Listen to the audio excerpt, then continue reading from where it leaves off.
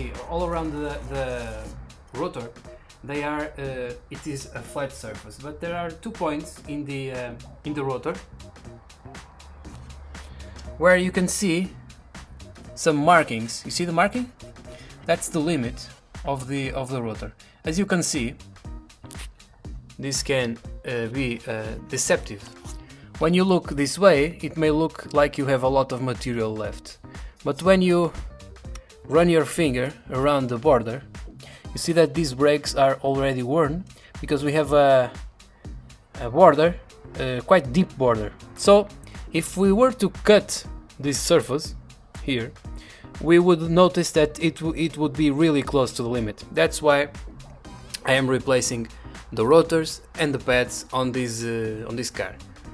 Whenever you replace the rotors in the car, you must also replace the pads, because if you reuse the pads, the new rotors will be shaped to the shape of the wear of the old rotors. So no point in putting in new rotors if you reuse the old pads. Sometimes it's a shame because the pads still have some meat left, but that's how things work if you want to do a job well done.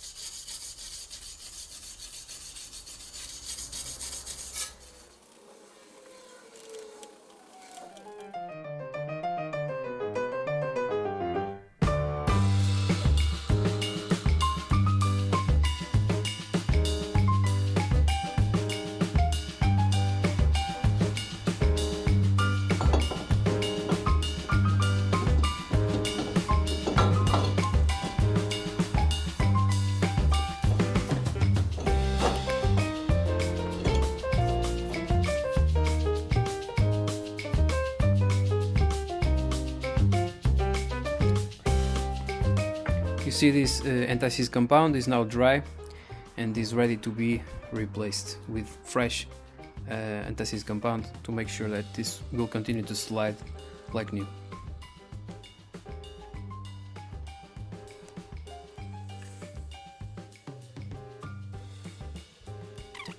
Also clean the inside of the boot as best as you can.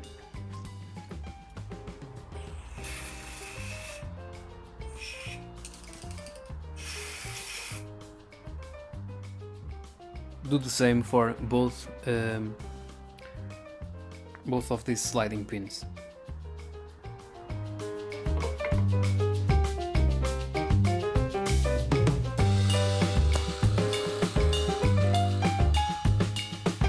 So now I'm going to apply this rubber grease. It's from Toyota. You can find this at your dealer. Here is the part number for you guys. And this rubber grease is specially designed for protecting and moisturizing rubber parts, including the boots. These boots are really expensive, so it's really a good idea to keep them protected and avoiding them to become brittle and break. So after you apply the grease, just reinsert the boot into its position.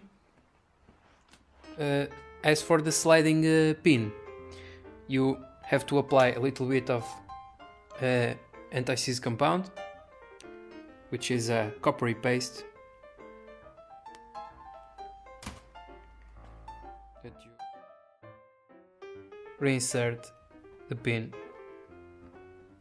into its place. It should slide very softly without any grinding. Now do the same for all the 4 pins on the 2 caliper holders.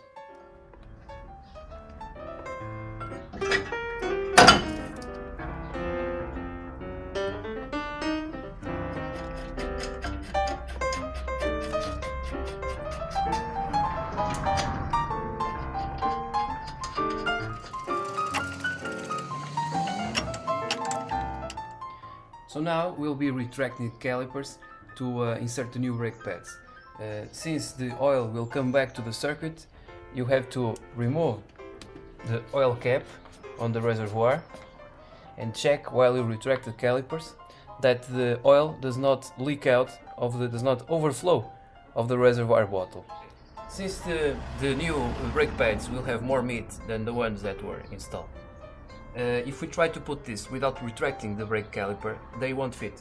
So there is this tool, it costs around 20-25 euros, that you can use to retract the calipers. This unbolts like this.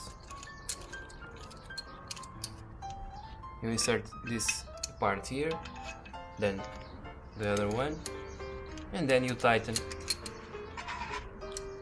until it fits the caliper, you see? And then retract this until it reaches the limit.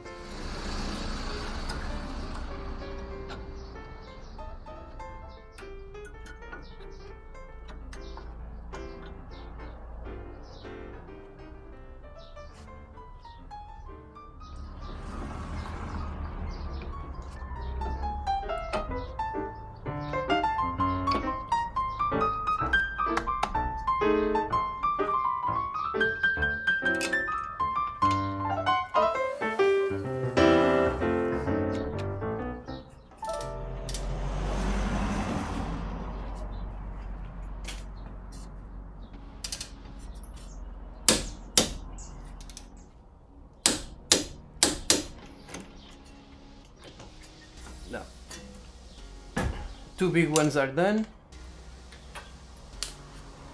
Now the small ones, this is really a small tightening. No need to tighten this or you will damage the holding bolts.